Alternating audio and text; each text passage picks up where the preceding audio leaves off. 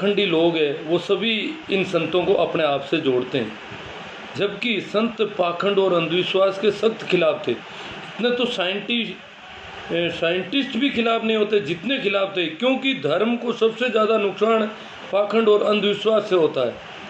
विज्ञान को भी जितना नुकसान नहीं होता है उतना धर्म को होता है पाखंड और अंधविश्वास की वजह से। तो संत किशनदास क्या कहते हैं, ठाकर मांडे हाथ सू मुख सू के माँ बाप। हमारे इलाके में हर गांव में जो चार भुजा का मंदिर कहलाता है वो ठाकुर जी का मंदिर कहलाता है। तो किशनदास कहते हैं कि अपने हाथ से ठाकुर बनाते हैं, लोग खुद बनाते हैं ठाकुर की मूर्ति, और फिर कहते हैं बाप जी, बाप यानी बाप जी, पिताजी, पापा जी, माँ, माता जी। तो कि ठाकर मांडे हाथ, खुद बनाए हो ठाकर, खुद ने बनाया है ठाकुर। और फिर मुख से कहते हैं ये बाप जी है, माता जी है। ठाकर मांडे हाथ सू मुख सू के माँ बाप, जाया को जामी कहे कैसो जगत निसाब। किशनदास कहते हैं खुद के जन्माए हुए को जामी कहते हैं। जामी का मतलब पैदा करने वाला, जबकि पैदा उसने किया उसको, ठाकुर को, और उसको बाप कहता है। उल्टा बेटा बाप कह रहा है, अपने बनाए हुए को बाप कहता है। इसी कड़ी में आगे कहते हैं पूत मात पैदा करे। देखो उल्टी रीत इस जगत की, बेटा माँ को पैदा करता है। माता जी का घर में भी, यहाँ घर घर में माता जी का तस्वीर लगा के लोग पूजा करते हैं या मंदिर बनाते हैं, और खुद बनाते हैं और कहते हैं मेरी माता है। अरे तो माता के बेटा पैदा होता है, बेटे के माता कैसे हुई, बेटे ने माँ को कैसे बना दिया, उल्टी रीत। तो किशनदास कहते हैं पूत मात पैदा करे कर कर जोड़े हाथ, खुद ने बनाया और खुद ही हाथ जोड़ता है उससे। पूत मात पैदा करे कर कर जोड़े हाथ, किशनदास गेली जगत आखिर भी तो हो ही सा। गेली का मतलब होता है पागल, पागल है दुनिया तो बिल्कुल। खुद ने बेटा बनाया है और उससे हाथ जोड़ता है, जिसको बनाया है उससे ही खुद हाथ जोड़ता, बनाने वाला हाथ जोड़ता, बनने वाला। ये तो गेली जगत है, पूरी दुनिया पागल है। और यही वजह है कि हम संतों के खिलाफ, संत पूरी दुनिया को मूर्ख बता देते हैं, और तब हमारे एकदम से अंदर आग लग जाती है कि इसको मारा जाए, हमें मूर्ख कहता है। तो आगे क्या कहते हैं किशनदास जी, किशनदास संसार का सभी झूठा काम। इस संसार का तो सभी काम ही झूठा है, बिल्कुल उल्टा काम है, या सत्य का काम नहीं है। सत्य तो सिर्फ जो सत्य के खोजी हैं उनके काम सच्चे होते हैं, हमारे काम बिल्कुल उल्टे और बेढंगे से होते हैं। इसलिए वो कहते हैं किशनदास संसार का सभी झूठा काम, पत्थर की मूर्ति घड़ी रखी हो सीताराम। खुद ने पत्थर की मूर्ति बनाई है और उसको कह रहे हैं ये सीताराम है। केई देवड़ देवरार बेरू भूत पलीत, किशनदास सदगुरु बिना मिले न हर की रीत।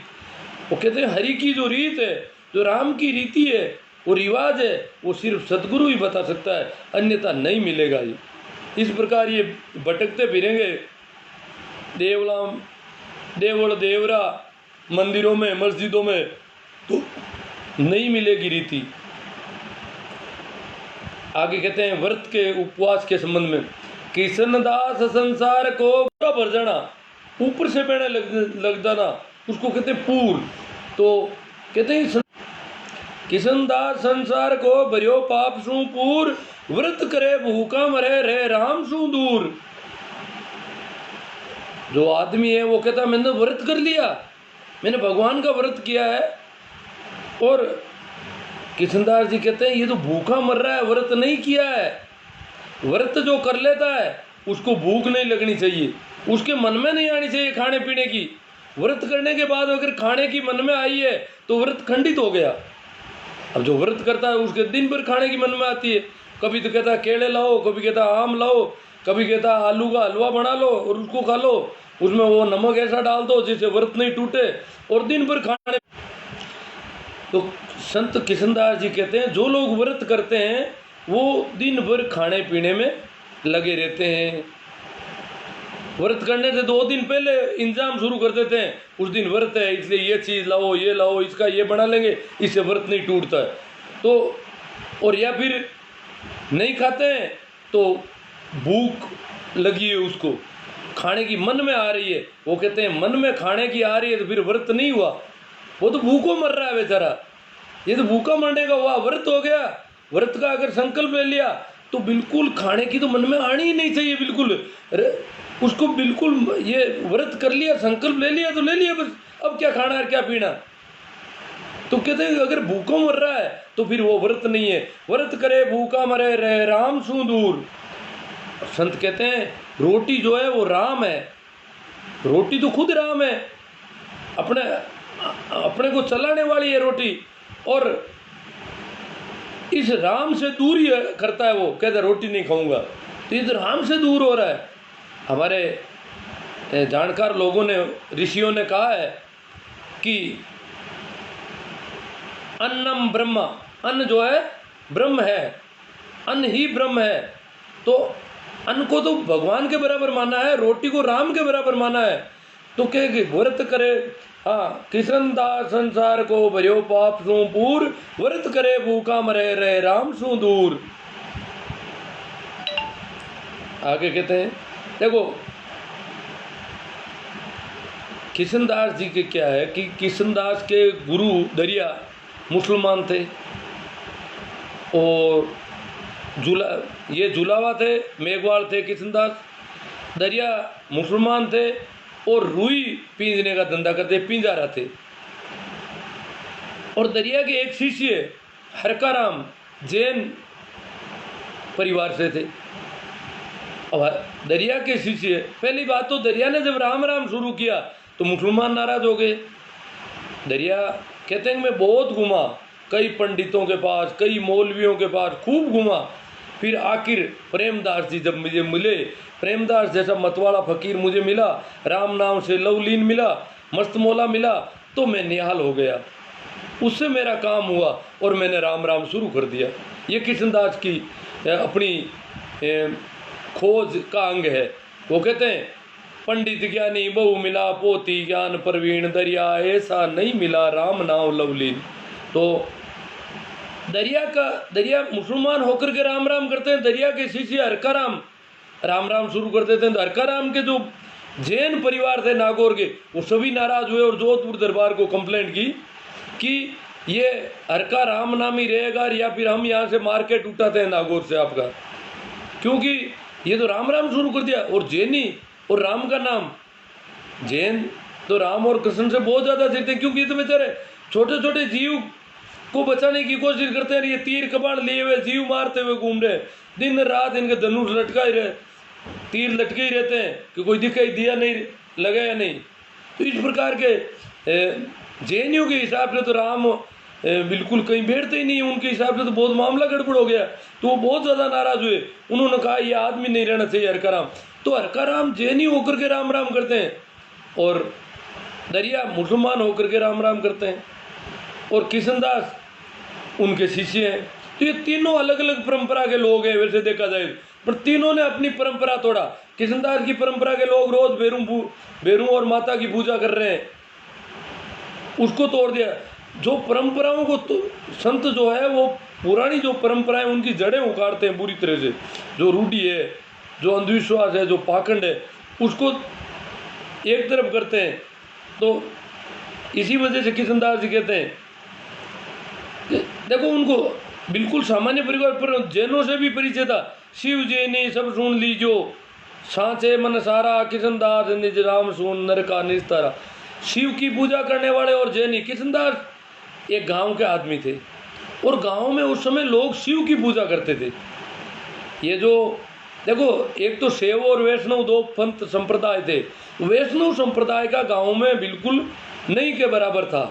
गांव में शिव की पूजा करने वाले और जैनियों से वो परिचित थे किशनदास जी, क्योंकि हरकाराम उनके गुरु भाई थे, और एक हरकाराम जी की बेटी जो है वो किशनदास की शिष्या भी थी। तो कहते हैं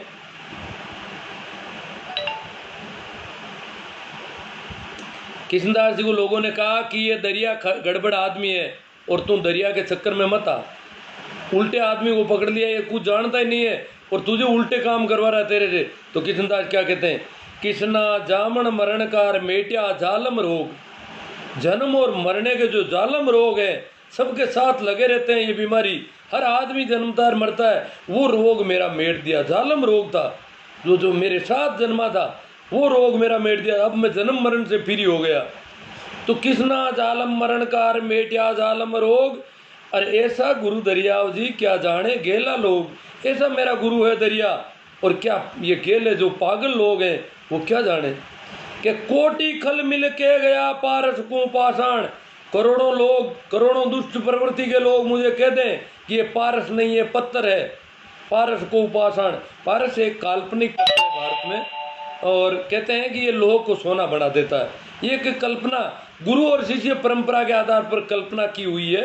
बाकी पारस नाम का कोई धातु या कोई पत्थर कभी कहीं मिला नहीं, परंतु गुरु शिष्य परंपरा की एक उसको परिकल्पित कर करके शास्त्रों में इस पारस का उल्लेख किया गया। तो कृष्णदास कहते हैं कोटि कल मिल के गया पारस को पाषाण, कियो क्यों माने कृष्णदास लो लागा प्रमाण।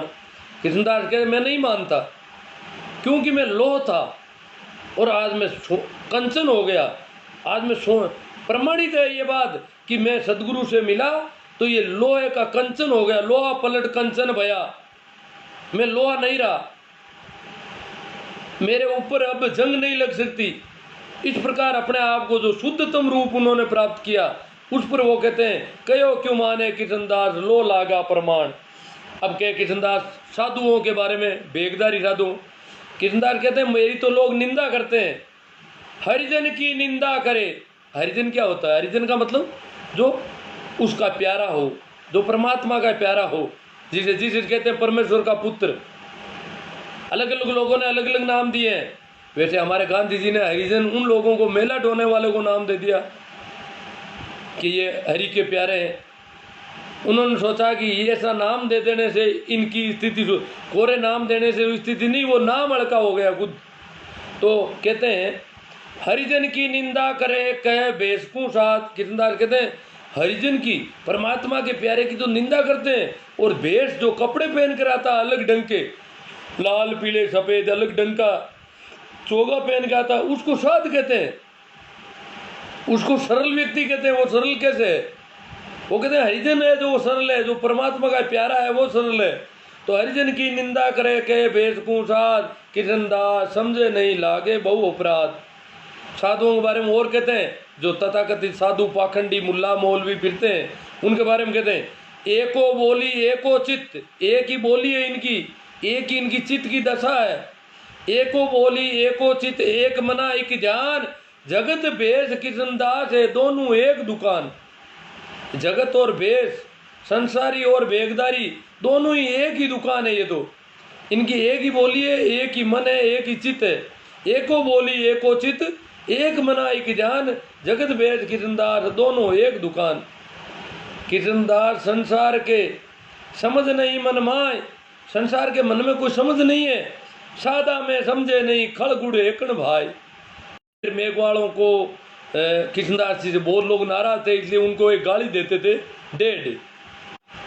कृष्णदास जी कहते हैं हरि बेमुख जो डेढ़ है, जो परमात्मा से विमुख है, जो सांवरे से सन्मुख नहीं है, उल्टी दिशा में जा रहा है,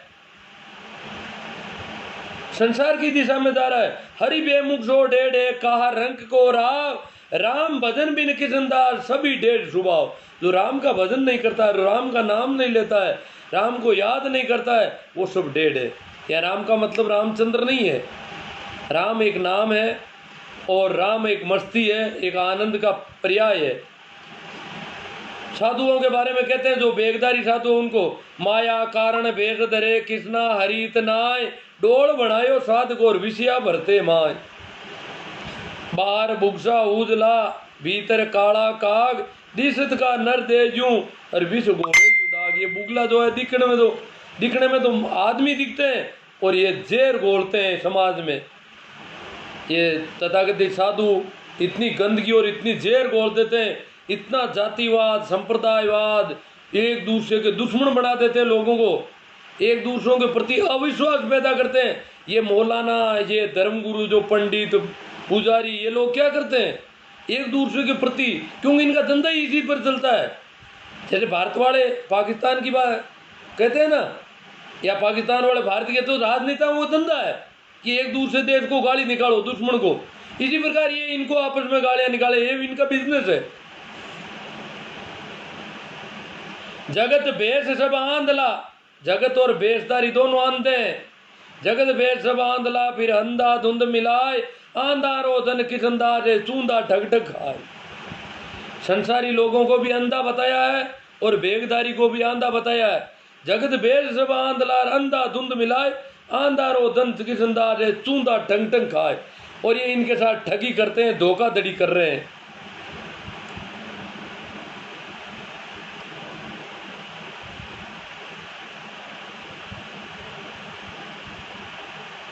किशनदास कहते हैं तीर्थ कई फिरे तीर्थ करे, अरे दो के सब ही धाम, किशनदास गुरु शब्द बिनु कयो क्यों मिलसी राम। गुरु के शब्द के बिना राम नहीं मिलेगा। तीर्थ फिरो चाहे कहीं फिरो, के बदरी भेटिया के गया केदार, किसना सदगुरु शब्द बिनु जीव होत ना पार। तन मस्जिद मन मुलवा मनवो मुल्ला, ये शरीर मेरी मस्जिद है, ये मंदिर है ये शरीर, और मन मेरा मुल्ला है। तन मस्जिद मनवो मुल्ला, अरे सदगुरु शब्द कुरान, और मेरे सदगुरु ने जो शब्द दिए वो कुरान है मेरे लिए। तन मस्जिद मनवो मुल्ला, सदगुरु शब्द कुरान, किशनदास निस दिन पढ़ो राम नाम निजबाण निर्वाण। निस दिन में तो राम नाम का निर्वाण पढ़ता हूँ। जन दरिया के ऊपरे वारू भेष अनेक, मुख महिमा काहे कहूँ गुरु है आप अलेस। और कहते हैं किशनदास जी, कहते हैं कि चोर जार बहुता तिरिया, राम भजन कर पार। चोरी करने वाले और जारी करने वाले भी राम भजन से तिर गए, वो भी तैर गए। चोर जार बहुता तिरिया, जैसे दरिया ने कहा ना, ता सेती कौवा भला तन मन एको रंग। बाहर से उज्जवल दशा भीतर कालो, तो बाहर से सफेद है भीतर से गड़बड़ है, उससे तो कौवा ठीक है, इन बुगलों से तो कौवा ठीक है। ता सेती कौवा भला तन, तो दरिया की तरह किशनदास कहते हैं कि चोर जारी करने वाले भी तिर गए। चोर जार बहुता तिरिया, राम भजन कर पार, बिना बंद की किशनदास है डूबा साहूकार। जो साहूकार बने हुए हैं वो डूबे हैं दादा।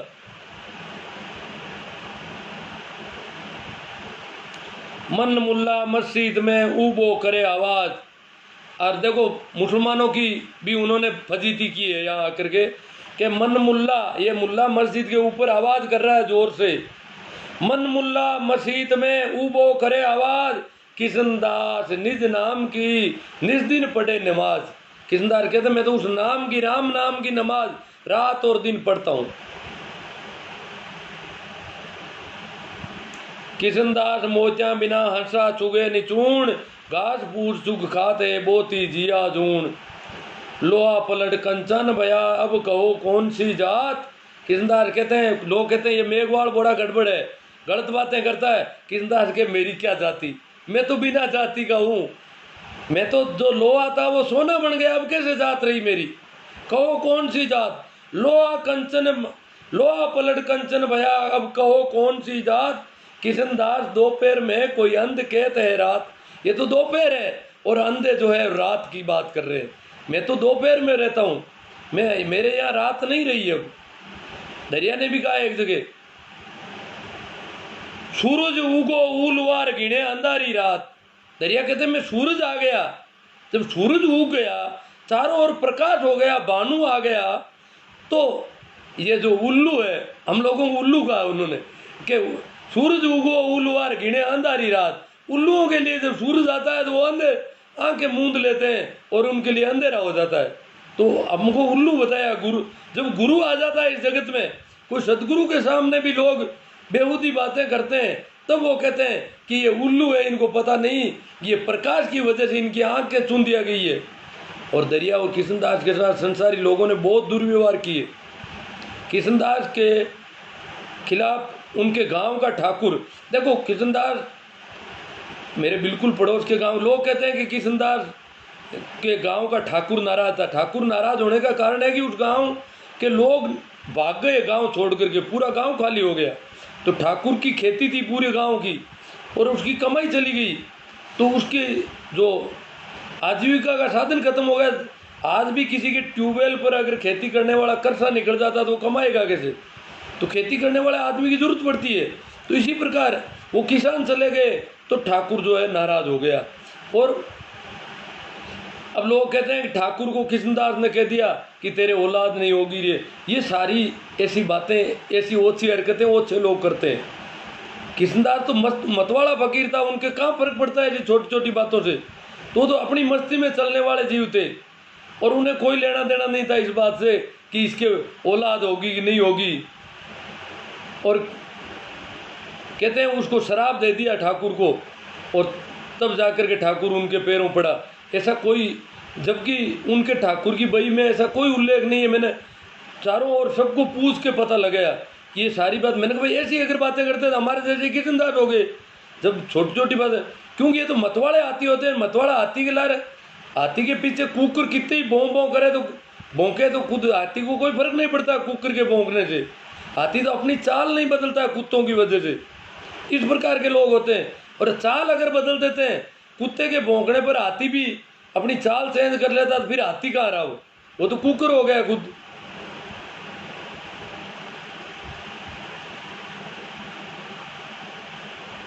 तो जो इसलिए किशनदास कहते हैं कि लोहा पलट कंचन भया अब कहो कौन सी जात, किशनदास दोपहर में कोई अंध कहते रात। तो ठाकुर जो है उसको डेढ़ कह करके उनको और उनका पीछा उन्होंने किया कि ये गड़बड़ कर रहा है मेरे। गुरु है जहाँ का निर्धनी चेला निपट कंगाल। अब देखो गुरु, अपने ऐसे गुरु क्या है कि गुरु महिमा संतों ने बहुत गाई है। संत कबीर से लेकर के कबीर के गुरु ने कबीर को बड़ी मुश्किल से अपनाया और उसके बावजूद सबसे ज़्यादा गुरु महिमा किसी ने अगर गाई है तो वो कबीर है। तो इतनी गुरु महिमा की सुन करके लोग क्या करते हैं, किसी को गुरु बना लेते हैं दौड़ के। तो कृष्णदास क्या कहते हैं इस बाबत कि गुरु है जहाँ का निर्धनी चेला खरा चेला निपट कंगाल। गुरु अगर तोटायती है, घाटायती है, दरिद्र है तो चेला तो कंगाल है ही, गारंटी है इसकी। तो वो कहते हैं गुरु है जहाँ का निर्धनी चेला निपट कंगाल। दोनों मंगता कृष्णदास किसको करे नियाल। दोनों ही मंगता है, ये किसको नियाल करेंगे। उन्होंने कहा पार, ये शास्त्रों के बारे में लिखा है कृष्णदास जी ने, ये लिखने से बातें नहीं है। कबीर साहब भी कहते हैं लिखा लिखी की है नहीं देखा देखी बात, ये लिखने पढ़ने की बातें नहीं है। तो कृष्णदास कहते हैं कि पारस लिखियो 5 मण किसना कागज माय। कागज में पारस की बातें लिख दी 5 मण की। पारस लिखियो 5 मण किसना कागज माय, असल रति की किरसों सब कारज हो जाए। असल में पारस अगर मिल जाता है तो एक रति भरी पर्याप्त है और उससे काम बन सकता है। पढ़े सुनावे पंडिता और कहे कचौड़ी बात। मैं अभी पढ़ के सुना रहा हूँ आपको, ये कहा है कृष्णदास ने, मैंने नहीं कहा। तो मैं क्या हूँ, पंडित हो गया यहाँ पर। तो क्या पंडित क्या है, शास्त्रों को पढ़ करके सुनाते हैं। इनके पास खुद के पास कुछ नहीं है। ये तोता है, तोता बोलता है ना, जिसको सिखा देता है वैसा बोल देता है। तो कृष्णदास कहते हैं देखो तोते क्या कर रहे हैं, पढ़े सुनावे पंडितार कहे। कृष्णदास जी कहते हैं पढ़े सुनावे पंडितार कहे कचौड़ी बात। कृष्णदास बिन बंदगी सब दिवालो हाथ। हाथ में दिवाला है, ये किताबें, ये शास्त्र, ये सब दिवाला है, तोता है।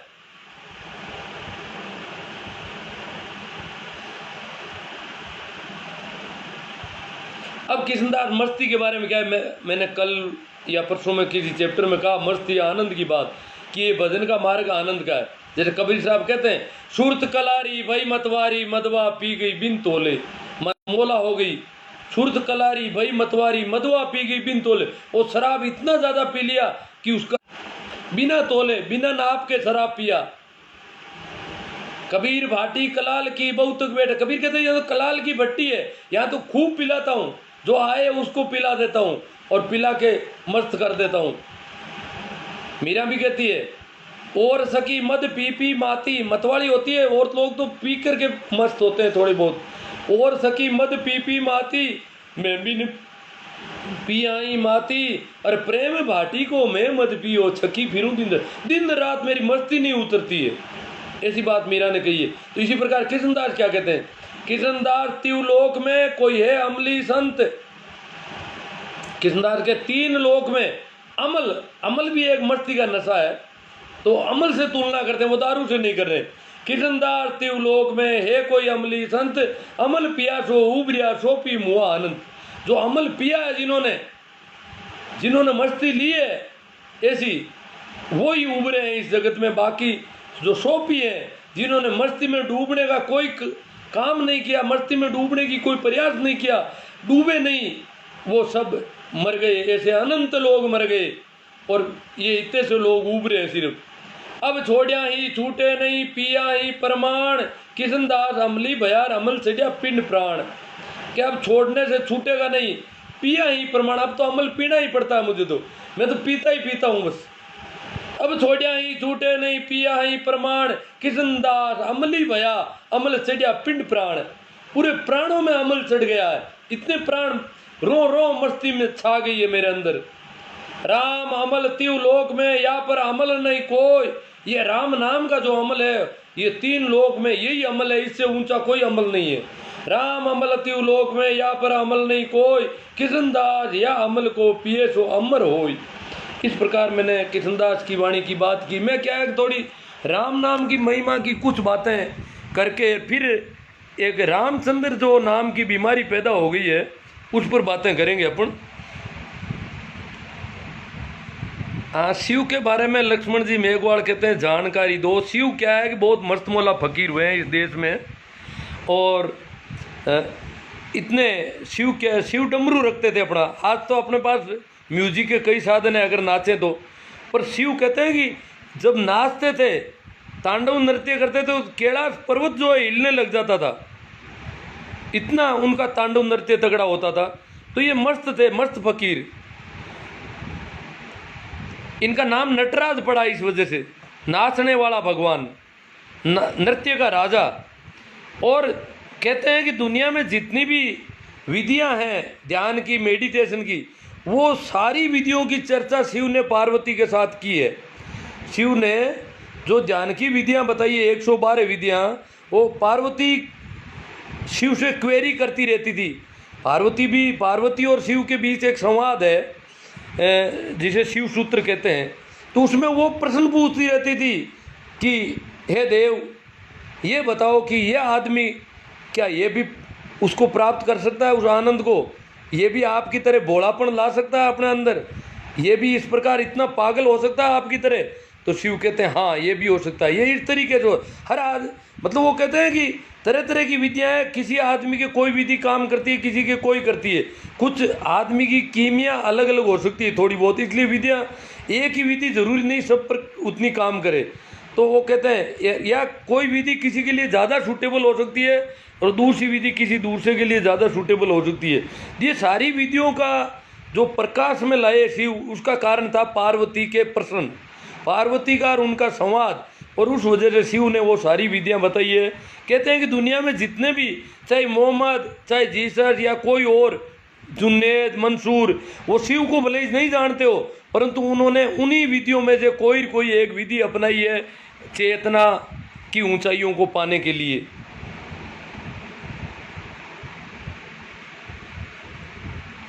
हाँ, अब देखता हूँ कोई बात आई है तो। जय गुरु की किशनदास जी महाराज। वो ये जय करते हो ना आप, ये देखो मैं बहुत अटपटा लगता है। ये संत जो है वो जय को नहीं मानते थे बिल्कुल ही।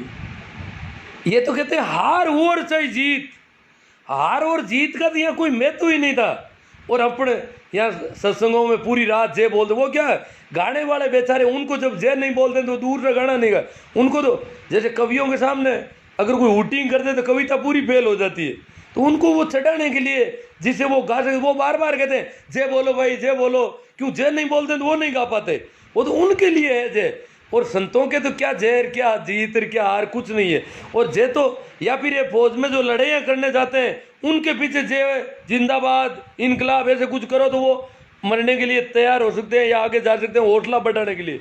संतों को तो हौसला बढ़ाने की कोई जरूरत नहीं, जीत की तो उनके बिल्कुल मन में नहीं। वो तो कहते हार में तो मैं राजी हूँ पूरा। जो लोग हार से इतने राजी थे, जीत और हार का जिनके कोई भेद नहीं था, उन लोगों की जब जय बोली जाती है तो बड़ा अटपटा लगता है। यार वो इतने कमज़ोर नहीं थे कि वो जीत के लिए प्यासे हो जीत चाहिए उनको, जीत के बिना उनके कमजोरी आ जाएगी, वो कमजोर महसूस करेंगे। नहीं, वो तो हार में भी बड़े मस्त थे। तो इसलिए उनकी जीत जय की बात जब आती है तो बड़ा अटपटा लगता है। नेमी जी सोमरवाल कहते हैं अगर इस दुनिया में कोई भगवान है तो वो माता पिता है। नहीं, माता पिता के बारे में तो ऐसा मुझे नहीं लगता कि माता पिता भगवान है। एक ही संत हुए इस जगत में जिनके बारे में कहता है उनकी माँ ने उनको मार्ग बताया, गोपीचंद के बारे में। गोपीचंद की माँ ने कहा गोपीचंद को कि तेरो बाप बंगाल को राजा, जाके बाजता 36 बाजा, अरे वे नर गया बिलाई रे, जरी खोज खबर नहीं आई। मतलब उसने कहा कि गोपीचंद ऐसे मर जाएगा, ऐसे बुरी मौत जा सकता है, मैं तुझे बताती हूँ, कोई विधि बताती हूँ। वो गोपीचंद गोरख परंपरा का साधु था। तो माँ बाप ने कभी किसी को साधुता का मार्ग नहीं बताया, बेईमानियाँ तो ज़रूर सिखाई है। माँ बाप जब बेटा झूठ बोल देता है पापा घर में नहीं है, या हमारे तो अभी हमारी गाय के तो दूध होता ही नहीं है, कोई दूध मांगना है कि हमारी गाय ने तो आज दूध दिए ही नहीं, तो कहते ओ मेरा बेटा बहुत होशियार हो गया। अरे वाह बेटा तो ये है भाई, ये ऐसा होना चाहिए। मतलब बदमाशियाँ जो सीखता है, चालाकियाँ सीखता है, तो माँ बाप समझते बहुत अच्छा काम हो रहा है। अगर भोलापन होता है तो माँ बाप को तकलीफ होती है, कहीं साधु नहीं बन जाए, कहीं ये सीधा साधा नहीं रह जाए, दुख पाएगा। क्योंकि यहाँ बाजार में धोखाधड़ियाँ बहुत चलती है, और साधु के साथ तो धोखाधड़ी करेंगे लोग। तो इसलिए माँ बाप को साधुता का मार्ग, इसमें संत दरिया ने कहा है मात पिता सुत भ्राता रे सब स्वार्थ का नाता। माँ बाप भाई बेटे ये तो सब स्वार्थी रिश्ते हैं, ये तो बड़े मतलबी लोग हैं, ये तुम्हारा भला नहीं सोचेंगे, ये तो तुझे उल्टी मार्ग बता देंगे, गलत मार्ग में फंसा देंगे, तुझे लालच में और इस चालाकी में चालबाजी में फंसा देंगे, उल्टा फंसा देंगे। तेरा सीधापन तुझे मस्ती देगा, चालाकी तुझे कष्ट देगी, और ये तुझे कष्ट में धकेलेंगे, खुद ही दुखी है, तुझे भी दुखी करेंगे। इसलिए दरिया कहते हैं मात पिता सुत भ्राता रे सब स्वार्थ का नाता, अरे एक तारण तिरण गुरुदाता जाना 4 वेद गुण गाता। कि अगर तिराने वाला इस संसार से तैर कर पार कराने वाला तो गुरु है, जिसके सभी वेदों में उसके गुण गाए हुए हैं। तो इसलिए ये माता पिता भगवान है ऐसा तो कोई लगता नहीं। हाँ, उनके जरिए हमारा जन्म होता है, वो पालन पोषण करते हैं, ये सारी होते हैं, परंतु माता पिता इतने समझदार, गोपीचंद की माँ जैसा कोई समझदार हो, या जैसे कबीर के कहते हैं, कबीर के पुत्र कमाल और कमाली, और कबीर एक ऐसे संत हुए हैं जिनका पूरा परिवार चेतना की ऊंचाइयों को प्राप्त हुआ है। तो इस प्रकार वो कबीर की संगत का फल हुआ और वो लोग ठीक हो गए। जैसे कृष्णदास जी की कहते हैं कि एक बेटा उनके पक्ष में था, रामदास जी खेड़ापा के थे, उनके भी बेटा काफ़ी ठीक स्थिति में थे बताते हैं। तो बहुत कम माँ बाप, ये सामान्य माँ बाप तो हमें चालबाजियाँ तो सिखा सकते हैं, बाकी हमें कोई भगवान का मार्ग नहीं बता सकते, ये भ्रम है सिर्फ अपन को।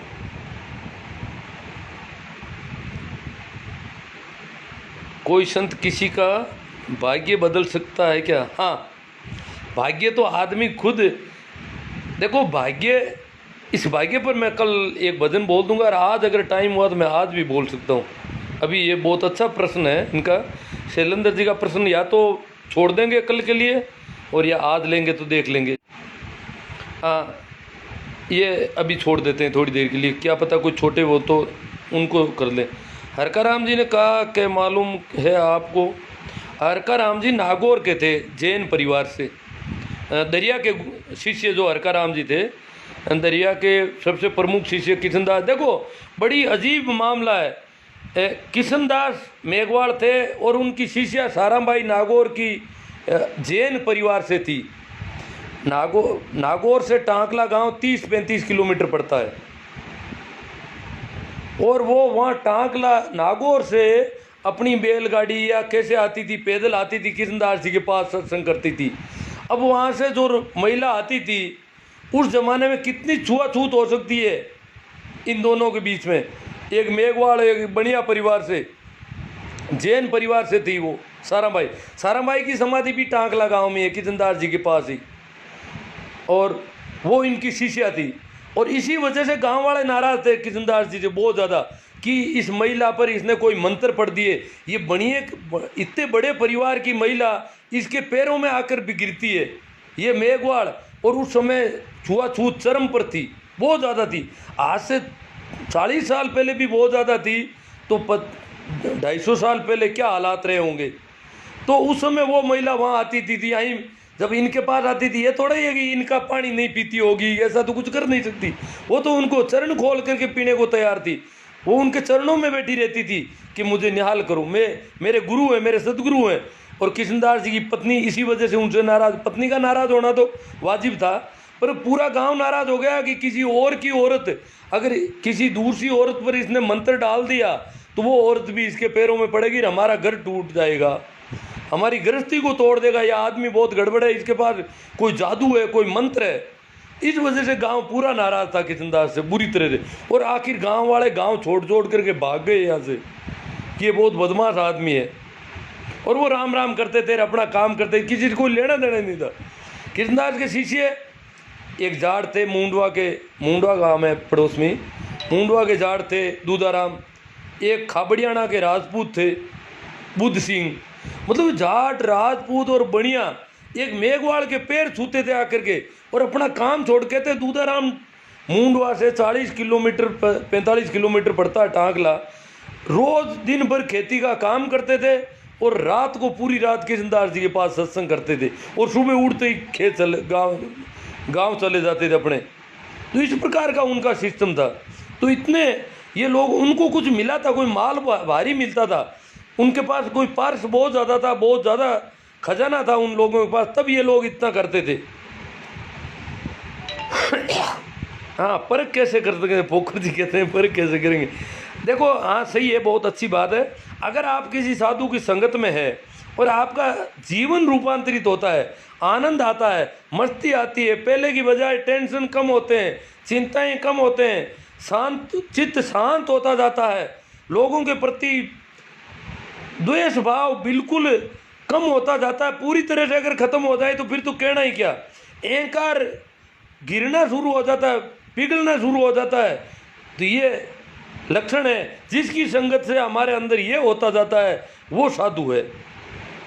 हमारे अंदर अगर रूपांतरण होता है किसी की संगत से, किसी की वजह से, तो वो साधु है। और रूपांतरण नहीं होता है तो फिर कोई धोखा है, वो खुद ही चालबाज है, हम ही चालबाज होते जाते हैं दिन दिन।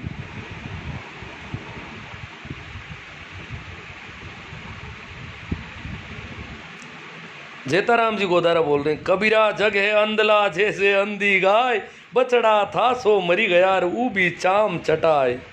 वाह भाई वाह, संतों ने बहुत बुरी तरह से इस संसार को इस प्रकार अंधा कहा।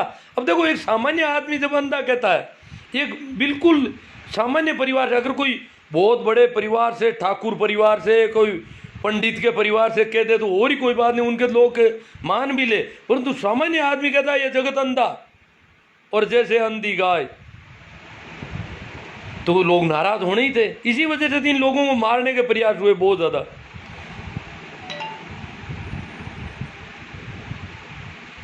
हाँ, एक भजन है, भंवरलाल जी पंवार कुछ कहते हैं, ओ लंबा ले लिया इन्होंने। गाड़ी मारी गई पिचम में खड़ी माई, 8 पैर और 64 गड़ियाँ सीधी सुनमाई, आकाश वायु अग्नि जल पृथ्वी प्राण त्रिगुण तार लग्यो गाड़ी में, इंजन करी चढ़ाई, ओम सोम घाट बाबूगण। ये बड़े अलग तरह के, जब तक अपन साधना नहीं करेंगे तब तक ये शब्दों का तो कुछ होना नहीं। जब हम ओम सोम ये फीलिंग हमारे अंदर होगी, कुछ करेंगे ऐसे राम राम या कोई प्रयोग करेंगे, मेडिटेशन के प्रयोग करेंगे, और ये फीलिंग जब हम देखेंगे तब ये शब्द नहीं रहेंगे। फिर तो इन शब्दों को बोलने में हमारी जीभ भी लड़खड़ाने लगेगी। ये कोई बहुत अलग प्रतीतियाँ होती है, बहुत अलग अनुभव होते हैं जिनके बारे में इन्होंने बोला है। और हम ये इतने बड़े वाले भजन अपना लेते हैं काम, तो ये अपने काम के नहीं है वैसे देखा जाए तो इस स्थिति में। हाँ, देवाराम कोई साधु है, उन्होंने कहा है, कह देवाराम सुनो भाई साधु सदगुरु दी लिखाई। ये सदगुरु ने मुझे बताया है, इन्होंने कहा है।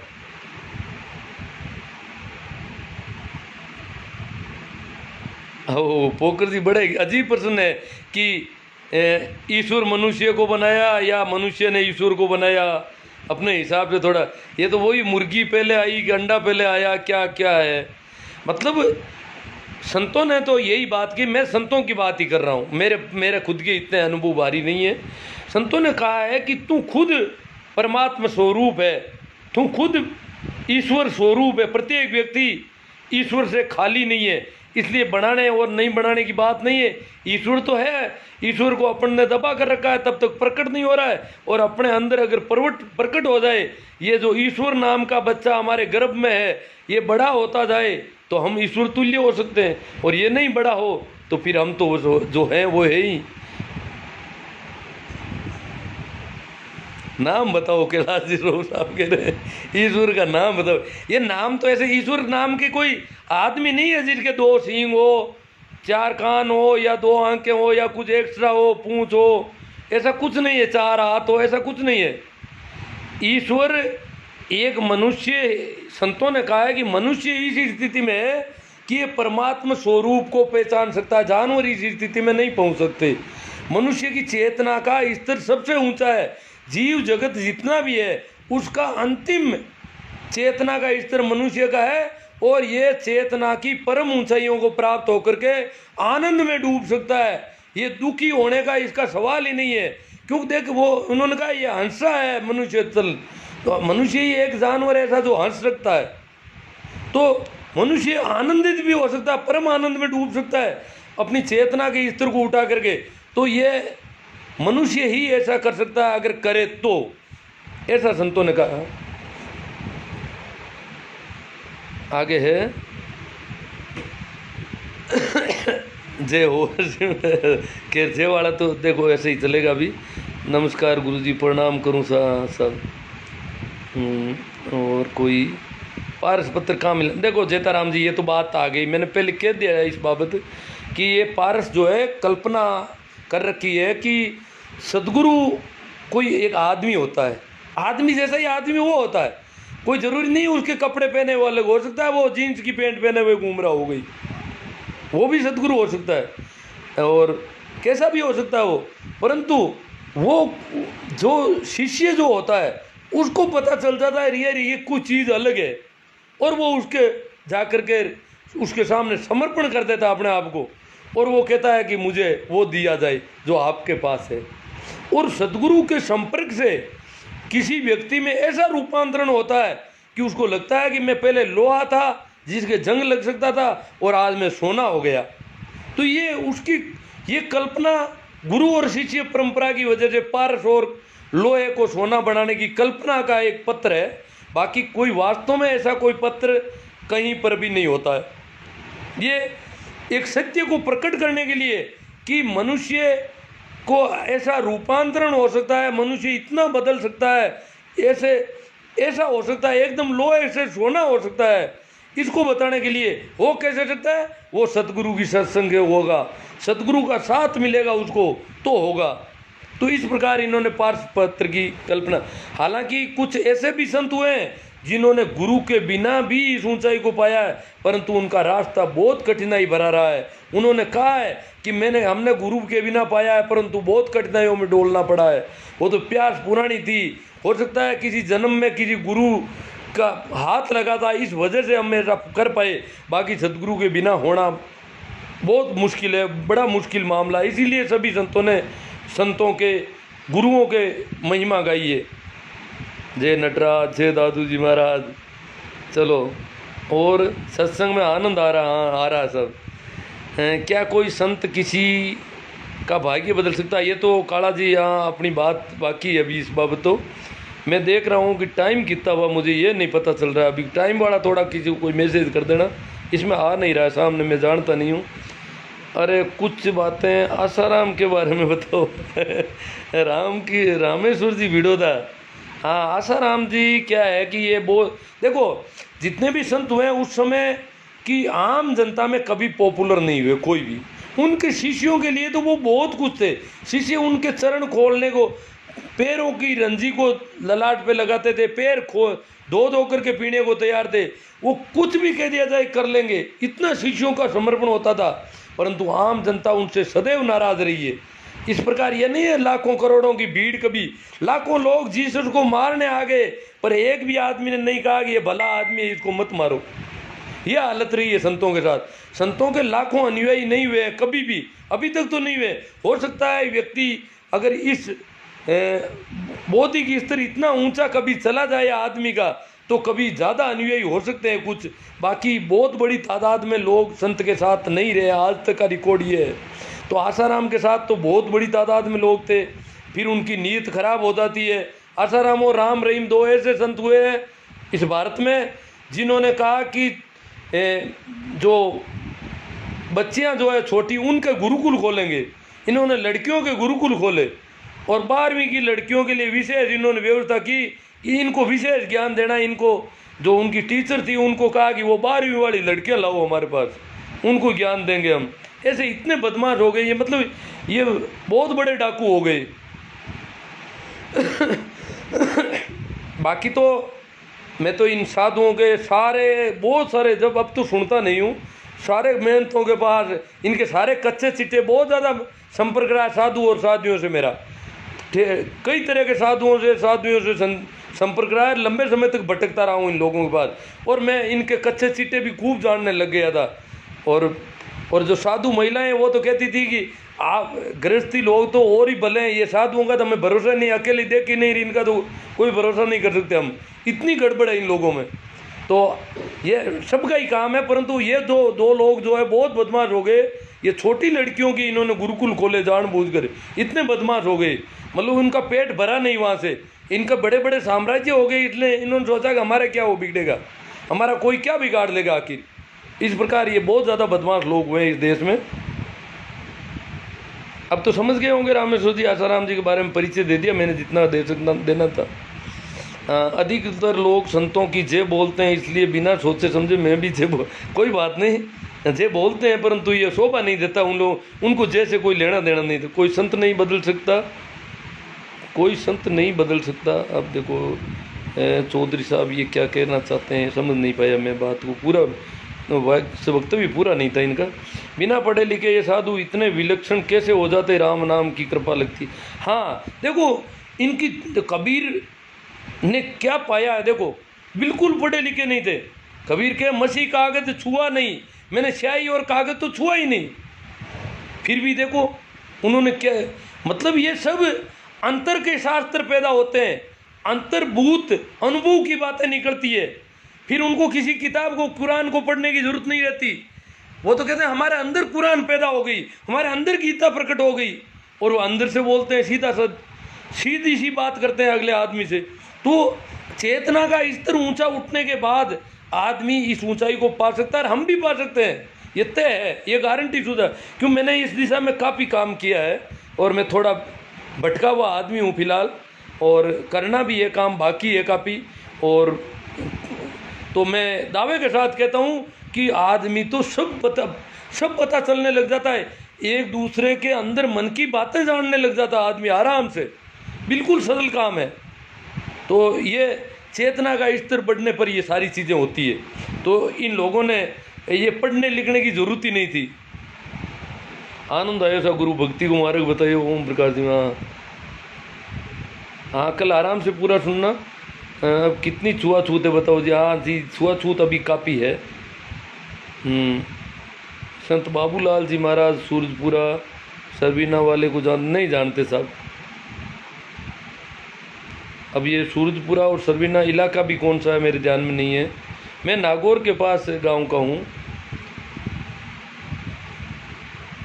हाँ नहीं, जातियों में तो बहुत फर्क पड़ गया साहब। मैं तो 40 साल पहले की बात देखता हूँ, 45 साल पहले की स्थिति देखता हूँ तो बहुत ज़्यादा फर्क पड़ गया। यार ये तो बहुत जल्दी होना, जातियाँ पूरी तरह तब मिटेगी जब इधर उधर शादियाँ होगी, फिर हिंदू मुसलमान ये सारी बीमारियाँ ख़त्म हो जाएगी। जैसे ही शादियाँ इधर उधर होने लगी, किसी का ननियाल मुसलमानों में हो गया, किसी की मौसी कहीं होगी, किसी की बुआ मेघवाड़ होगी, इस प्रकार ये अलग अलग होते जाएंगे, फिर ये जाति पाति की बीमारी ख़त्म हो जाएगी। शादी जब तक एक ही विशेष इलाके में होती रहेगी तब तक ये बीमारी रहेगी। ये मेरिया जी कहते हैं कबीर वहाँ ना जाइए जहाँ कपट का हेत, जानो कली अनार की तन रात मन श्वेत। अरे साहब ये तो पता नहीं कहाँ से, जहाँ कपट का हेत, कपट का हेत, हेत हेत एक शब्द है। देखो प्रेम से ये अलग है, ये मोह का शब्द है। और मोह के कबीर मोह से बिल्कुल राजी नहीं। कबीर तो कहते हैं मेरे जैसे अर्जुन का मोह तोड़ने के लिए कृष्ण को इतनी बड़ी गीता बोलनी पड़ती है, 18 अध्याय होते हैं उसके पूरे। तो मोह सबसे मुश्किल टूटने वाली बात है। कबीर कहते हैं मोह मिर्गो मारियो नहीं जाए, तन बाड़ी में बसियो आए। तो ये जो माता पिता की बातें हम करते हैं ना, ये तो मोह में फंसाते हैं, हमें मोह जाल में फंसाते हैं।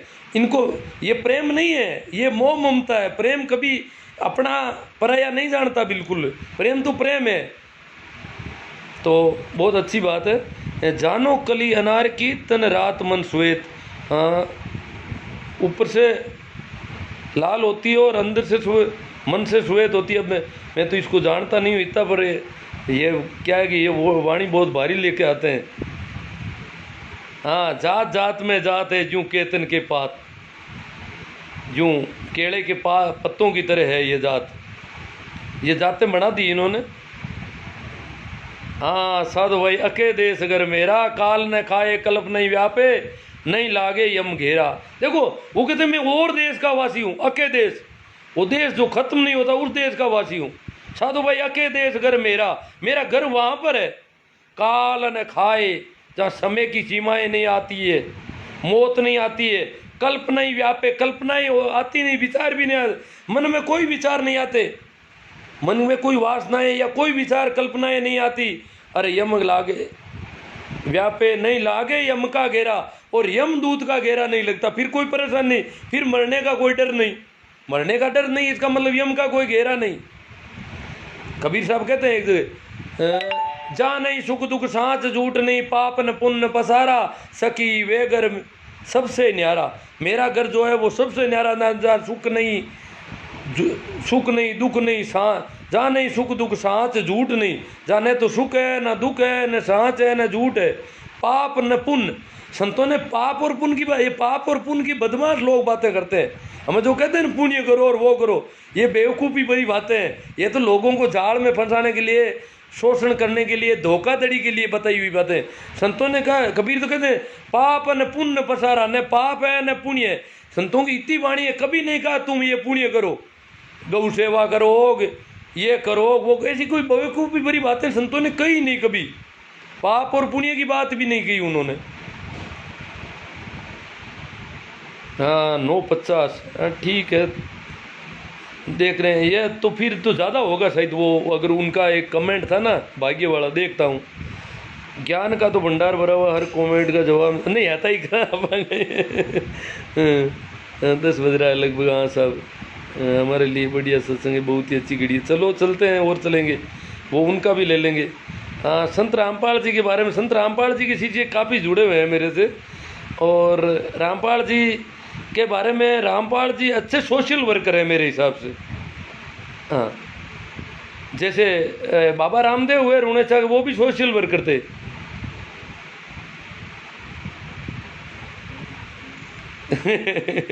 माई बना कहते सो जाओ।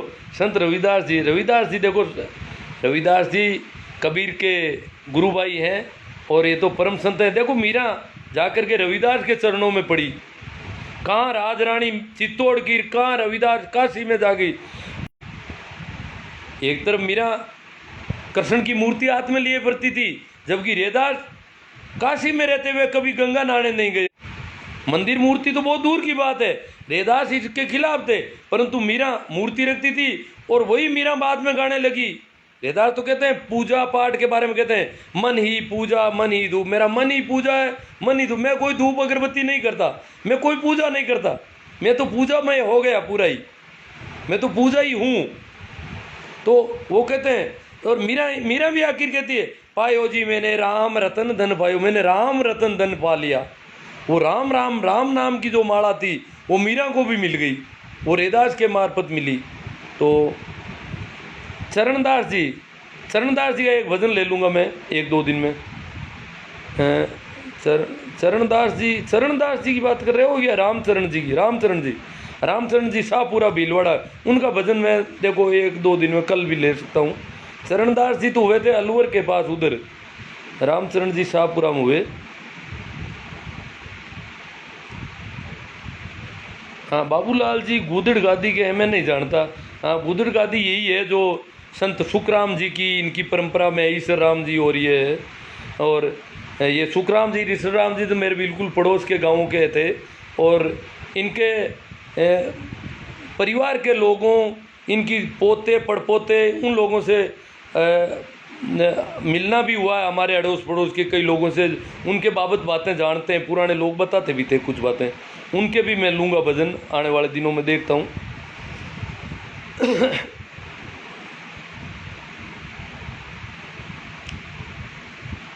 देखा अपने आप को, मेरा दिल दीवाना हो गया, मुझको ना छेड़ो यारों में खुद मस्ती में आ गया। खुद दीवानगी आई है, पागलपन आ रहा है, शिवदत्त जी में पागलपन आ रहा है। गुरुदेव बहुत बहुत शानदार, मन को कुछ हद तक शांति मिली, पूरे दिन ड्यूटी से फ्री होकर आए हैं और कुछ सुकून मिला। बहुत अच्छा, आप इन दिनों ड्यूटी भी कर रहे हैं, बहुत अच्छी बात है, गुड वर्क। आज के टाइम में कोई ऐसे संत है क्या जो राम नाम दीक्षा दे सकते हैं? शैलेंद्र जी बहुत भारी प्यास है आपकी तो यार। प्यास है तो फिर हम खोज लेंगे, खोज। देखो ये एक और बहुत बड़ी बीमारी है, थोड़ी इस पर चर्चा कर लेता हूँ मैं। ये जो गुरु, एक आदमी को हम पकड़ के बैठ जाते हैं कि वो तो मेरा गुरु है, इसको मैं छोड़ूंगा नहीं, ये तो बहुत बड़ी बेवकूफ़ी है। दरिया कहते हैं ना, पंडित ज्ञानी बहु मिला, बहुत सारे मिले मुझे, फिर आखिर जब ये मिला और मेरे में रूपांतरण हुआ तो मैंने इसको, अब सही है मामला। तो बहुत कचरा बहुत मिल गया मुझे पहले, जो शास्त्र के जानकार थे वो तो रंजीत ही शास्त्र ज्ञान की कदरिया कहते हैं। और इसी प्रकार रामदास जी ने भी खूब लोगों के पास घूमते घूमते आकर, हरि रामदास खेड़ा पास है, लगभग 250 किलोमीटर के आसपास है सिंध गाँव। अब बताओ कितना इलाकों में वो घूमे। उस समय कोई रेल नहीं थी, कोई बस नहीं थी, रास्ते भी नहीं थे, मुश्किल मामला था पूरा। और इतने लंबे रास्ते में बीच में कोई चाय के ढाबे या नमकीन या कुछ नहीं मिलने वाला, कहीं कहीं रोटी राबड़ी कहीं मिल जाती तो राबड़ी पी करके, पानी पी करके, कहीं मांग करके आगे चलते गए। और प्यास थी, कई जगह घूमे, कई गुरु बनाए और छोड़ते गए कि काम नहीं बना। मैं वो का वही, मैं वैसा ही परेशान, मैं आनंद में नहीं, मैं मस्ती में नहीं। अगर मेरे में रूपांतरण नहीं, मेरे लोगों से ईर्ष्या होती है, मेरा अहंकार नीचे नहीं गिर रहा है, तो ये मेरे अंदर रूपांतरण नहीं हो रहा है, तो मैं और देखूंगा। और इस प्रकार ये खोजने का काम है, आपको भी खोजना चाहिए काला साहब। आपकी प्यास आपको आगे आगे लेती जाएगी और होनी चाहिए ये प्यास, सबसे बड़ी बात है। काटनिया जी, पाप और पुण्य सांसारिक व गृहस्थी व्यक्ति के लिए अनुशासन का एक तरीका है। संत की भावभूमि में ये बातें मायने नहीं रखती। हाँ ठीक है, तो ये अनुशासित कर रखा है ना सभी को कि भाई कोई कमाए तो उनको देता रहे। अब है कुछ मन में बहुत व्याकुल हूँ कि बाबा रामदेव किस जाति के थे। बस जाने दो यार, जाति पाति क्या फालतू की बात है, ये लड़ाइयाँ चलती रहेगी अपनी। चलो, तो उनकी बात थी भाई काला साहब की भाग्य की बात थी, उनको भाग्य के बारे में उन्होंने कहा था, संत भाग्य बदल सकते हैं क्या? तो पहले तो ये जो भाग्य की बात है ये भी बहुत बदमाशी भरी बात है। भाग्य क्या है कि आदमी को काम करने से रोकता है, फिर वो कर्म नहीं करता है कि मेरे भाग्य में ही नहीं है। जैसे राम राम करना हमारे भाग्य में लिखा ही नहीं है, हम क्या करें? तो ये भाग्य वाली बात बहुत, भाग्य संतों ने कहा है भाग्य व्यक्ति निर्मित करता है, खुद अपना भाग्य खुद बनाएगा। ये नहीं है कि कोई दूसरा उसकी भाग्य की रेखाएं लिख दी, फिर तो वो बंधन में हो गया, वो तो बंध गया बेचारा, वहां से जो लिख दिया वही होगा। अब क्या करे, वो खुद तो कर ही नहीं सकता कुछ, उसके तो जो लिखा हुआ वही होगा, वो करे क्या? तो ऐसा कुछ नहीं है, खुद को करना है, कर्म खुद को करना है और खुद के कर्म उसके भाग्य को निर्मित करेंगे, ऐसा संतों ने कहा है। तो इसके संबंध में एक भजन में थोड़ा बहुत याद आ रहा है। ईश्वर राम जी हुए थे हमारे बिल्कुल पड़ोस के गांव में, पड़ोस तो क्या है 25 किलोमीटर है, मूंडवा के मेघवाड़ थे और उनके गुरु थे सुखराम जी, रोड़ गांव के जाट थे, जलवाणिया जाट। ये जो दिख रहे हैं बीच में आ रहे हैं भंवरलाल जी कासनिया प्रिंसिपल साहब है, ये भंवरलाल जी कासनिया सुखराम जी के रिश्ते में है। इनके कोई परदादा और उनके नहीं, इनके नाना के दादा परदादा जो थे वो इनके सुखराम जी के भाई थे। ऐसा कुछ है। तो सुखराम जी थे तो रोड़ के और रहे थे जोधपुर के पहाड़ों में। जोधपुर में उनका टांका है, आज भी उनका एक स्थान है पहाड़ी के ऊपर, बहुत ऊंचाई पर है, काफ़ी ऊंचाई पर है। मतलब वैसे मोटरसाइकिल कोई ठीक ढंग से चलाए तो चढ़ सकता है, ऐसी रोड बनाई हुई है, वहाँ तक लोगों ने बनाई है। तो सुखराम जी के शिष्य ईश्वरराम जी क्या कहते हैं इस संबंध में, भाग्य वाले मामले में? साधो भाई सतगुरु तार लियो रे, कहते हैं मुझे सतगुरु ने तार दिया। तार मतलब तैरने लगा, मैं डूब जाता, मैं इस संसार सागर में डूब जाता। मुझे तैरना किसने सिखाया? सतगुरु ने मेरी बाँह पकड़ ली और मैं तैर गया सतगुरु के सहारे से। साधु भाई सतगुरु तार लियो रे, और सतगुरु मुझ में, मैं सतगुरु में, जो जल बीच तरंग थयो रे। एक और बात कहते हैं कि सतगुरु मेरे अंदर है और मैं सतगुरु के अंदर है, दोनों एक हो गए, अब अलग कोई नहीं है। न तो सतगुरु अलग है न मैं अलग हूँ। अब ये भी स्थिति हो जाए, एक दिन शिष्य सतगुरु में मिल जाता है, ऐसी स्थिति होती है। तो उसके बाबत वो कहते हैं कि सतगुरु मुझ में, मैं सतगुरु में, जो जल बीच तरंग थयो रे। में लहर, पानी के ऊपर जो तरंग होती है, लहर होती है, वो संत कहते हैं कि जैसे लहर पानी पर होती है, लहर पानी पर होती है, पानी की होती है, लहर में पानी होती है, पानी होता है, फिर भी लहर अलग होती है। उसी पानी पर लहर अलग दिखाई पड़ती है। वैसे ही कि मैं अलग दिखाई देता हूँ, पर मैं वैसे ही उसी पानी का हिस्सा हूँ। मैं भी वही गुरु के बराबर हूँ, सिर्फ अलग दिखाई देता हूँ, लहर अलग दिखाई देती है। वो कहते हैं पानी में लहर होती है, लहर में पानी होता है, तो दोनों एक हो गए, एक में एक हो गए। वो उदाहरण देते हैं कि जैसे तरंग होती है वैसे मैं हूँ, दिखने में अलग दिखाई देता हूँ पर पानी का ही हिस्सा हूँ। तरंग में पानी है, पानी में तरंग है। तो वो कहते हैं जो जल बीच तरंग थयो रे, जैसे पानी में तरंग होती है वैसे मैं हो गए। इस संबंध में किशनदास जी कहते हैं एक जगह, आप समाना आप है, आप आपके माय, कि आप समाना आपके समान मैं हो गया। आप समाना आप है, आप आपके माय, किशनदास करतार से ओत प्रोत दो ही ना आए। दो नहीं रहे अब, अद्वैत। देखो अद्वैत की इतनी बड़ी उद्घोषणा करते हैं जैसे इन्होंने कोई सांख्य वेद ये पढ़े होंगे, कुछ नहीं पढ़े बिल्कुल। फिर भी वो कहते हैं दो नहीं रहे, दुई मिट गई, एक हो गया दो का। इसी प्रकार ये कहते हैं ईश्वरराम जी कहते हैं कि सदगुरु मुझ में, मैं सदगुरु में, जो जल बीच तरंग थयो रे। साधु भाई सदगुरु तार लियो रे, जाग्या मारा भाग पूर्वला संचित सिमरत हाथ धरियो रे। वो कहते हैं कि मेरे पूर्व जन्म के भाग्य जागृत हो गए। अब यहाँ देखना अपन को, ये बात भाग्य वाली बात यहाँ आ रही उनकी वाणी में। वो कह रहे जाग्या मारा भाग पूर्वला संचित। संचित का मतलब है मैंने पहले से संचय कर रखा है, कमाई है मेरी पुरानी। चलो वापस चालू हो गया। तो कहते हैं कि जाग्या मारा भाग पूर्वला संचित।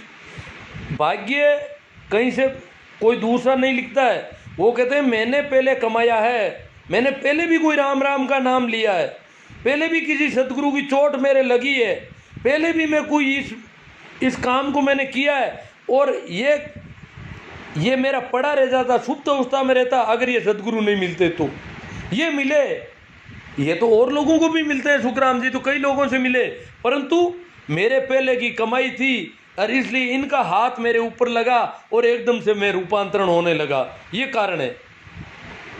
बाकी लोगों को इनका असर क्यों नहीं पड़ता है?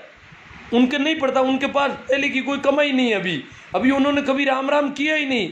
इसलिए वो कहते हैं कि जाग्या हमारा भाग पुरबला संचित सिमरत हाथ धरियो रे, अरे एड़ा एड़ा हीर धनिया बिना सुना जौरी लूट रही हो रही।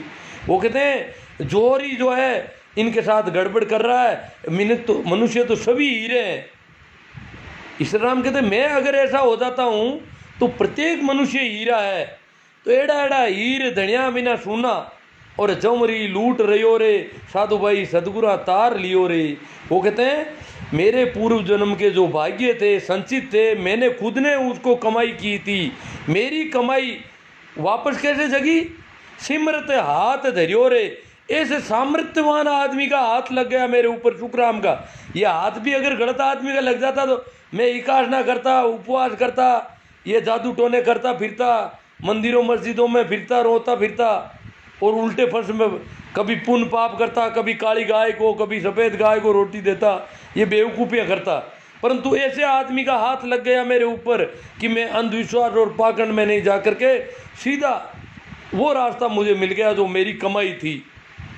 तो ये भाग्य है, भाग्य खुद बनाएगा आदमी। और पहले का अगर नहीं है तो अब बनाना शुरू कर सकते हैं अपन, ये भी हो सकता है। तो भाग्य के संबंध में ये बात देखो, इस राम जी ने तो बहुत एक और, या आप लोग शायद उन शब्दों से परिचित नहीं हो, वो हमारे यहाँ लोकल बोली के दो एक शब्द आएंगे उसमें, कि बर सावण में भूलिया फिरता गूंगल घोड़ियाँ गुड़ाता हो। कि सावन के महीने में खाने पीने की कोई कमी नहीं रहती, सभी जानवर पेट भरते हैं सावन में आराम से। सावन में क्या है, चारों ओर हरियाली छा जाती है। तो भरे सावन के महीने में एक ऐसा जानवर भी होता है, वो सावन में ही ज़्यादा पैदा होता है। और आपने और कई जगह जो ये जो गोबर वगैरह पड़ी रहती है, या अपन पहले बाहर शौच करने जाते थे तो मल जो पड़ा रहता था, उसकी गोली बनाता है एक जानवर, और उस गोली को लुढ़काता है, और वो अपने पैर लगा कर पैरों से दो तीन शुरू हो जाते हैं। वो कहीं गड्ढे में गिर जाती है तो दो तीन जने जोर लगाते हैं, और जैसे ही वो गोली लुढ़कती है आगे दौड़ती है तो वो पीछे दौड़ते हैं राजी राजी, और फिर उसको लुढ़काते ले जाते हैं। और बड़े राजी होते हैं कि हमारी गोली लुढ़कने लगी, चलने लगी, और उसको चलाने के लिए वो बहुत प्रयास करते हैं। और इस प्रकार वो कहते हैं मेरी गोली गुड़ गई, तो गोली राउंड लेने लगती है तो वो राजी होते हैं। और इस राम जी कहते मैं भी गोली को राउंड देता था। मतलब सावन के महीने में गूगला जो है इतनी बढ़िया चीज़ें होती है, फिर भी वो गोबर की गोली बना के उसको लुढ़काता है। तो ऐसे ही गोबर के घोड़े हम गुड़ाते थे, गोबर के घोड़ों को लुढ़काते थे, ये काम हम भी करते थे। बर सावन में भूलिया फिरता, भरे सावन के महीने में हम भूले हुए थे, और गूंगल गोली गुड़ाता हो, इस प्रकार गूंगले की तरह गोलियां गुड़ाते थे। मतलब ये परिवर्तन सुखराम जी की वजह से हुआ। सुखराम जी की वजह से भी वो कहते हैं कि सुखराम जी तो और भी कई लोगों को मिले, उनके क्यों नहीं? वो कहते हैं नहीं, उनके और मेरे फर्क है। मैंने पहले भी कोई ऐसा हुआ है मेरे, तभी उनकी बात का मेरे ऊपर असर पड़ा बहुत ज़्यादा, नहीं तो पड़ता नहीं। आज ये इतने लोग जो सुन रहे हो, ये भी कारण है आपके बीच में, आपके भी साथ कैसा कुछ हो चुका है ऐसा लग रहा है। नहीं तो कौन सुने ऐसी बेवकूफ़ी भरी बातें। बहुत सारी बातें जयकारे लगाओ, ये जो हिंदू धर्म मुस्लिम धर्म, ये बहुत सारी ऐसी बातें वैसी बातें आराम से कर लेते हैं, बेवकूफ़ पे बेवकूफ़ कर सकता है। तो आप में जो इतनी समझ है, आप लोग इतना इसको सुन रहे हो, इसका मतलब है कि आप लोगों के साथ ऐसा कुछ हुआ है, कभी किसी सत्संग हुई है किसी साधु की, और तभी ये सत्संग की बातें अच्छी लगती है, अन्यथा लग नहीं सकती। चलो काफ़ी चर्चा हो गई और लंबी हो गई, मेरा गला भी। हाँ, ओशो के बारे में भी बात करेंगे, ऐसी कोई बात नहीं है। हाँ, ओशो के बारे में बताएंगे, ज़रूर बताएंगे आपको, ये भी चैप्टर ले लेंगे अपन। बहुत ऊंची स्तर की वाणियों का अद्वैत पैदा करना चर्चा की जा आजकल, है ना। मन राजी होकर के ही लोग मन के पार गए हैं, मन को मार करके, मन को दबा करके मन के पार नहीं हुआ जाता। तो मस्ती के जितने भी लोग हैं, ज़्यादातर लोग मस्ती के मार्ग से पार हुए, और जो मस्ती, जिन लोगों ने भी साधना में कठिनाइयाँ झेली है, वो भी आखिर फिर मस्ती के मार्ग में पहुँचे। तो कठिनाइयों भरा मार्ग नहीं होना चाहिए, मस्ती का मार्ग होना चाहिए, बहुत आराम का मामला होना चाहिए। आज नरपत जी, नहीं बातें तो, मज़ा तो ये ऐसा है कि नरपत जी, हो सकता है आप पहले किसी लाइव सेशन से जुड़े नहीं हो, पहले भी लोगों ने कहा है कि बहुत यूँ नई बातें और अच्छी बातें मिली। क्योंकि यहाँ सामान्यतः क्या है कि, हाँ देखो भंवरलाल जी कह रहे हैं, काशनिया जी, ईश्वर राम जी, भंवरलाल जी मुंडवा के हैं और ईश्वर राम जी भी मुंडवा के थे। देखो संयोग है, ये मुंडवा के हैं, ईश्वर राम जी मुंडवा के थे। ईश्वर राम जी के गुरु रोड़ के थे, रोड़ उसी परिवार में इनका ननिहाल है, तो इनका थोड़ा उनसे ज़्यादा लगाव है। तो ईश्वर राम जी ने गाया है एक भजन है, मैं भी देखूंगा, जरूरत होगी तो उस पर बात करेंगे अपन कभी।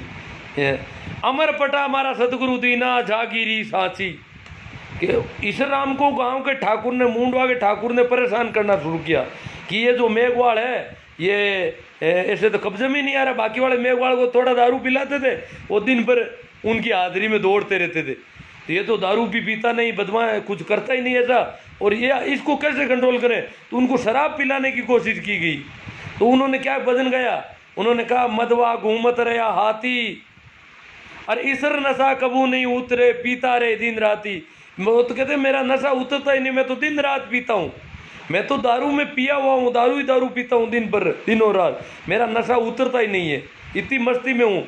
तो इन्होंने कहा ठाकुर को कि तू जागीरदार है मूंडवा का, पर मेरे को अमर पट्टा दे रखा है, तुझे तो ये जोधपुर के दरबार ने पट्टा दिया है, हो सकता है कल तेरा पट्टा कैंसिल हो जाए, किसी और को मूंडवा पकड़ा दिया जाए। मेरे पास जो पट्टा मिला है, सदगुरु सुखराम ने जो पट्टा दिया है, वो अमर पट्टा है, वो कोई नहीं मिटा सकता। मेरी गर्दन काट सकते हो परंतु सत्य को नहीं मिटा सकते। जीसस को सूली लगा दी जाती है परंतु जीसस ज्यादा उभर जाते हैं। सबसे ज्यादा आज जीसस को मानने वाले लोग हैं इस दुनिया। तो सत्य कभी मारा नहीं जा सकता। इसलिए वो कहते हैं कि ठाकुर साहब आपकी कौन सी जागीर है, मेरे पास तो अमर पट्टा है। अमर पट्टा हमारा सदगुरु लिख दी ना, जागीरी सांची, सांची जागीरदारी मेरे पास है। ऐसी जागीरदारी जिसका पट्टा कभी निरस्त नहीं होगा था किसी से।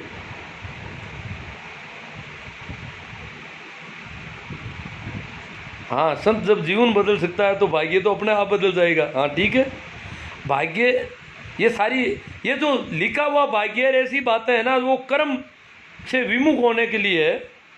हाँ, धन्ना जाट के बारे में मुझे ज़्यादा जानकारी नहीं है, कल परसों इस पर चर्चा हुई थी, कल उनकी जयंती थी।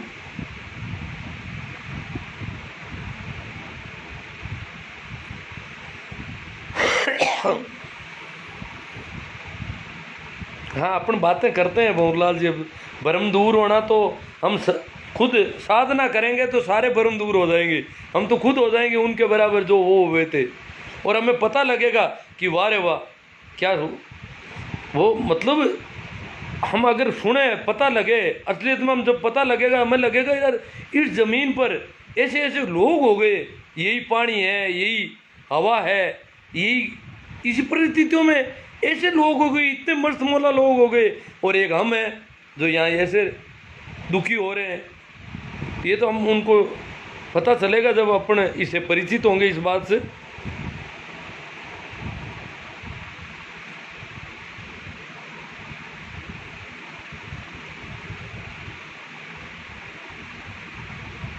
हाँ, भगवान के भक्तों को ऐसी बातें मिलती है। ठीक है साहब, प्रणाम आप लोगों को, नमस्कार।